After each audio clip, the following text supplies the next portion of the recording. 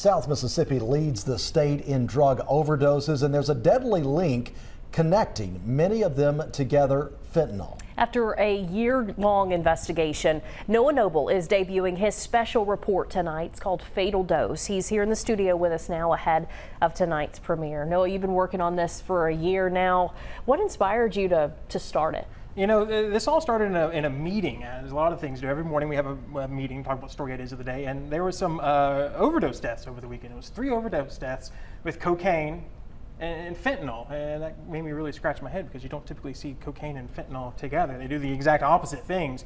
So I started making some calls, digging into the numbers, and I found Harrison County, like you said, shockingly leads the state in drug overdoses. Not just by a little bit either, almost double the county in second place, which is Jackson County. And you found that there are some big factors leading to Harrison County being a leader for fentanyl, and that big factor is I-10, the major thoroughfare running right through here. Yeah, a lot of this stuff, the distribution process of fentanyl is it gets made in a factory in China, gets shipped over to Mexico. From there, the cartels turn it into powder or they put it into pills, and then that gets trafficked across the border, and I-10 is right there, one of the busiest drug corridors in America, and the proof is in the pudding because Harrison County clearly has those high overdose numbers. Yeah, and Jackson County is right there as well. Exactly, yeah. Jackson County, in fact, the top 5, Harrison, Jackson, DeSoto, Hines, and then Pearl River County as well. So, I mean, South Mississippi really does lead the state in drug overdoses. Yeah, so tonight our viewers can tune in and see exactly what you've learned. Your series is 3 parts. Tell us about each part and what we can expect to see. So part 1 is kind of setting up the problem,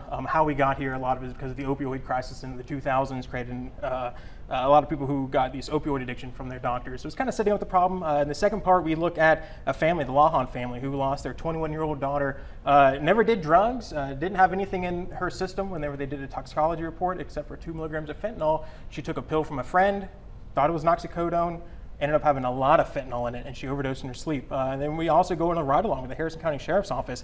I embedded with their narcotics task force. We went and served an arrest warrant on a man accused of dealing fentanyl that resulted in an overdose, as well as ride-alongs with their patrol deputies. And so, yeah, there's really the 3 parts. You go in depth with those, and it's the personal impact. That's what really gets us. And it really happens when there's overdoses. We don't always hear about overdoses in general, and maybe not hear about the deaths, but it is widespread. Yeah, and the thing is that this isn't just impacting the typical drug user.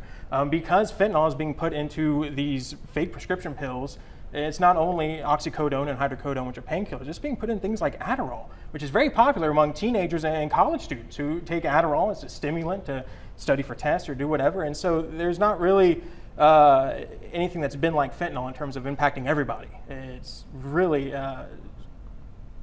just hard to see. Right, and so this is really a public awareness program that you need to see just to be aware of what's out there potentially. Yeah, gone are the days of somebody saying, oh, my back hurts and let me go ask my buddy for a pain pill. I mean, that being safe, that's over with. Any pill, even the narcotics task force told me, it's very rare for them to find real prescription pills on the street, and 90% of the ones they are finding contain fentanyl. Yeah, and Hugh and I have both seen the documentary, and for me as a parent, I know it was very hard to watch. I mean, was it emotionally difficult for you to talk to these families and to know what they went through? Yeah, the Lawhon family losing their daughter, Raylan, that was a tough interview to do with them, and especially making them relive those moments. You can really see the emotion in their faces.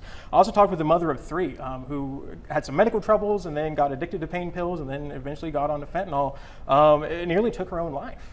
Had 3 kids, and thankfully now she's has a great relationship with those kids, but it really is tough to see and to look at the impacts of this drug. Right, and it is a major focus now for law enforcement. You go in there, you talked about going on a ride along with law enforcement and seeing what it takes to combat this issue. It's if you want to watch Lethal Dose, the program, rather Fatal Dose, it's coming up tonight at 6:30 on WLOX CBS, and then it'll of course be on the WLOX app as well. You can watch it online after it airs tonight. Noah, any last words as far as this goes? Yeah, it really is a big problem. I know a lot of times we said this stuff is unprecedented, but this really is. And fentanyl is unlike anything else we've ever had to deal with in terms of narcotics in South Mississippi. Yeah, I feel like most of us know someone too who has been addicted or is overcoming addiction, so I think it's really important for everybody to watch this. It really is. Thanks for joining us, Noah. Thank y'all.